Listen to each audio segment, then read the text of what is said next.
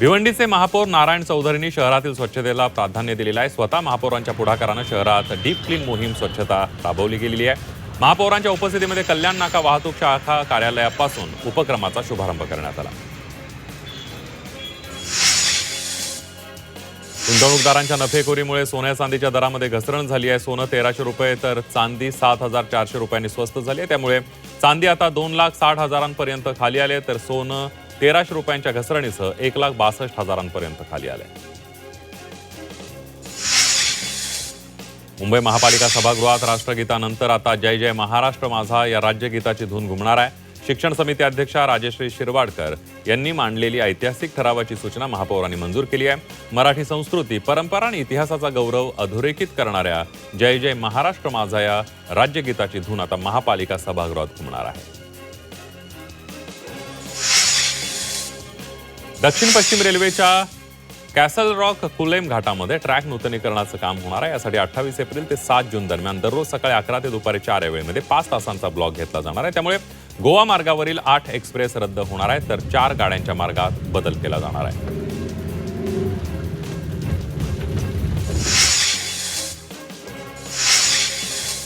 बेशिस्त ड्रायव्हिंग आणि वाढत्या अपघातांना चाप लावण्यासाठी ग्रेड आधारित ड्रायव्हिंग लायसन्स प्रणाली लागू करण्यात येणार आहे। केंद्रीय रस्ते वाहतूक मंत्री नितीन गडकरी यांनी ही घोषणा केली आहे। या प्रणालीमध्ये नियम मोडणाऱ्यांच्या लायसन्सवरील पॉइंट्स कापले जातील आणि वारंवार चुका केल्यास लायसन्स रद्द केले जाणार आहे।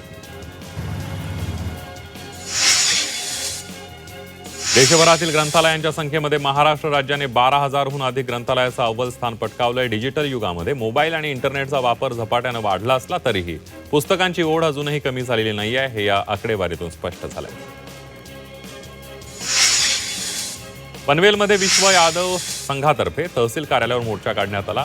यादवजी की लव्ह स्टोरी सिनेमाविरोधात मोर्चा काढला होता। चित्रपटात यादव समाजाचा अपमान झाला असल्यानं चित्रपट कुठे प्रदर्शित करू नये अशी मागणी तहसीलदारांना निवेदनातून करण्यात आली आहे।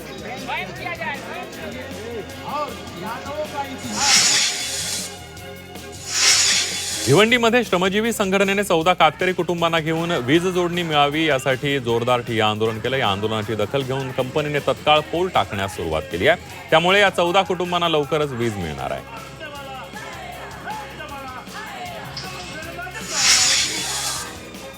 ठाण्यात पंतप्रधान नरेंद्र मोदी यांच्या विरोधात वंचित बहुजन आघाडीनं निषेध बॅनर लावले आहेत। अमेरिकेसोबत केलेले व्यापारी करार आणि राफेल खरेदी कराराबाबत निषेध व्यक्त करण्यात आला। तसंच 2 मार्चला होणाऱ्या आंदोलनात मोठ्या संख्येनं सहभागी होण्याचं आवाहन करण्यात आलंय।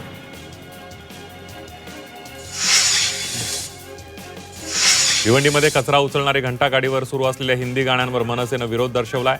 महाराष्ट्रात सार्वजनिक सेवांमध्ये मराठी भाषेला प्राधान्य द्यावं, घंटागाडीवर मराठी गाणी किंवा मराठीतूनच सूचना प्रसारित कराव्यात अशी मागणी मनपा प्रशासन आणि महापौरांना करण्यात आली आहे।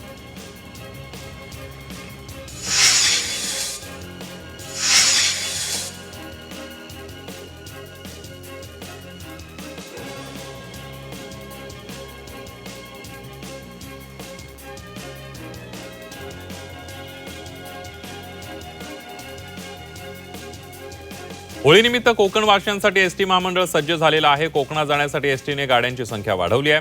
मुंबई विभागातून 78 तर ठाण्यातून 91 जादा एसटीचं आरक्षण फुल झालंय।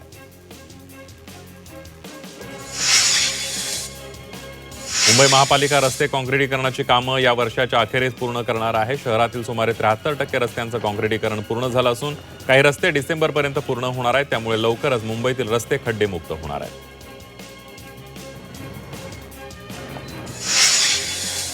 मध्य रेल्वेनं स्थानकांवरील प्रवासी सुविधांमध्ये वाढ केली आहे। विविध स्थानकांमध्ये सरकते जिने, उद्वाहक तसंच इतर सेवा दिलेल्या आहेत। त्यामुळे प्रवाशांना आरामदायी आणि सुरक्षित प्रवास करता येणार आहे।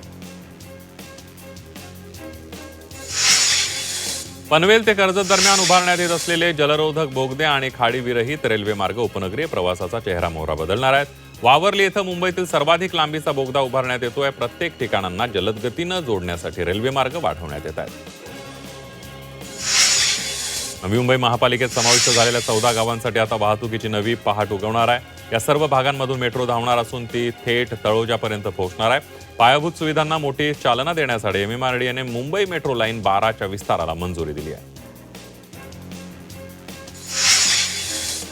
पश्चिम रेल्वेच्या प्रवाशांसाठी आनंदाची बातमी आहे. मुंबईतील वाढत्या उन्हाच्या तडाख्यातून प्रवाशांना दिलासा देण्यासाठी पश्चिम रेल्वेनं सोमवार ते शुक्रवार दरम्यान वातानुकूलित लोकलच्या फेऱ्या वाढवून 133 केलेल्या असून त्यामुळे प्रवाशांचा प्रवास आता अधिक सुखकर होणार आहे. डीजीसीएनं विमान प्रवाशांसाठी दिलासादायक निर्णय घेतला. डीजीसीएनं तिकीट परताव्याच्या नियमांमध्ये सुधारणा केली. आता ठराविक अटींनुसार बुकिंग केल्यानंतर 48 तासांच्या आत तिकीट रद्द किंवा बदल केल्यास अतिरिक्त शुल्क आकारलं जाणार नाही. नवी मुंबई आंतरराष्ट्रीय विमानतळावरून देशातल्या 6 शहरांमध्ये इंडिगो नव्याने विमानसेवा सुरू करणार आहे. येत्या 29 मार्चपासून ही सुविधा सुरू होणार आहे. नवी मुंबई आंतरराष्ट्रीय विमानतळावरून अहमदाबाद, दीव, गोवा, राजकोट, बेळगाव आणि कोल्हापूर अशा प्रमुख 6 शहरांसाठी नवी मुंबई विमानतळावरून विमान उड्डाण करणार आहेत.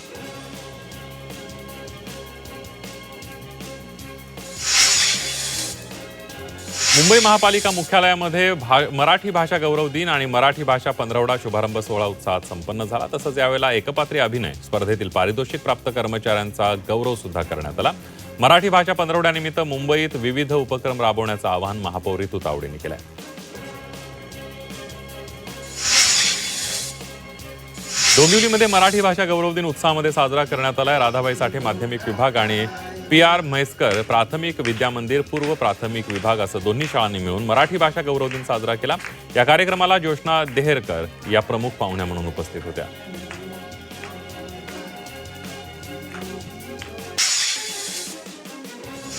ठाण्यात मराठी भाषा गौरव दिनानिमित्त मनसेकडून उत्तर भारतीयांना मराठीचे धडे देण्यात आलेत. वागळे एस्टेट भागामध्ये उत्तर भारतीयांना मराठी बाराखडी पुस्तकाचं वाटप करण्यात आलं. उत्तर भारतीयांनी देखील मनसेच्या मराठी शिकवणीला चांगला प्रतिसाद दिला. कल्याण डोंबिवलीतील भटक्या कुत्र्यांच्या समस्येवर शिवसेना उद्धव बाळासाहेब ठाकरे पक्षाच्या नगरसेवकाने महापालिका आयुक्तांची भेट घेतली. भटका कुत्रा चावलेल्या एका तरुणाने 2 दिवसांपूर्वी आत्महत्या केली होती. तर काल भटक्या कुत्र्याच्या हल्ल्यात 7 वर्षीय मुलाचा मृत्यू झाला होता. यावर कठोर उपाययोजनांची मागणी त्यांनी केली आहे. दहिसर इंटरनॅशनल शाळेला बॉम्बस्फोटाची धमकी देणारा ईमेल प्राप्त झालाय. त्यामुळे परिसरात तणावाचं वातावरण निर्माण झालंय. पोलिसांनी धाव घेत संपूर्ण परिसर सील करून बंदोबस्त वाढवलाय. तसंच विद्यार्थ्यांना तत्काळ सुट्टी जाहीर केली आहे. दरम्यान तपास कोणतेही संशयास्पद वस्तू आढळून आलेली नाहीये. कल्याण डोंबिवली 25 दिवसांपासून पाणी येत नसल्याचा आरोप नागरिकांनी केला. यासाठी संतप्त नागरिकांनी KDMC मुख्यालयावर मोर्चा काढलाय. निवडणुकीमध्ये पाणी देऊन आता पाणी कापल्याचा आरोप करत जोरदार घोषणाबाजी करण्यात आली आहे.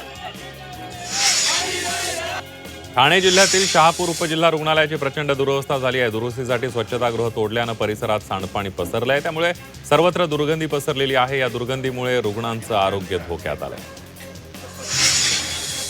मीरा भाईंदर पोलीस भरतीमध्ये नियोजनाचा पुरता फज्जा उडाल्याचं पाहायला मिळत आहे. पोलीस भरतीसाठी आलेल्या हजारो उमेदवारांना उघड्यावरच झोपावं लागलंय. सरकार लाखो रुपये जाहिरातींवर खर्च करतंय. मात्र पोलीस भरतीसाठी आलेल्या उमेदवारांच्या राहण्याची व्यवस्था करायला सरकारकडे पैसे नाहीत असा सवाल काँग्रेसनं केलाय. सिद्धिविनायक दर्शनाला गेलेल्या व्यापाऱ्याची लॅपटॉप बॅग चोरीला गेली. व्यापाऱ्याने मालाड लिंक रोडवर आपली कार पार्क केली होती. यावेळेला चोरट्यांनी कारची काच फोडून बॅग चोरली. या प्रकरणी गुन्हा दाखल करण्यात आलाय. मुंबईमध्ये ऑनलाईन फसवणुकीसाठी बनावट बँक खाते उघडणाऱ्या दोघांना अटक करण्यात आली. ऑनलाईन फसवणुकीचे पैसे वळवण्यासाठी 9 बनावट कंपनी आणि 55 बँक खाते उघडणाऱ्या 2 मुख्य सूत्रधारांना बेड्या ठोकण्यात आले.